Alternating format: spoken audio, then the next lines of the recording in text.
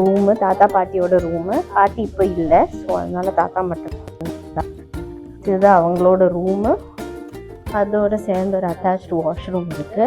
So இங்கே தான் என்னோடய தாத்தா எப்போவுமே உட்காருவார். அங்கே வந்துட்டு இங்கே வந்து உட்காருவார் அந்த மாதிரி. ஸோ இது வந்துட்டு அவங்க நைட்டில் தூங்கிட்டு இருக்கும்போது டிஸ்டர்ப் ஆகக்கூடாதுன்னா நம்ம வந்துட்டு இந்த டோர் வந்துட்டு க்ளோஸ் பண்ணிவிடுவோம். ஸோ இப்படி தான் இருப்போம் மோஸ்ட் ஆஃப் த டைம்.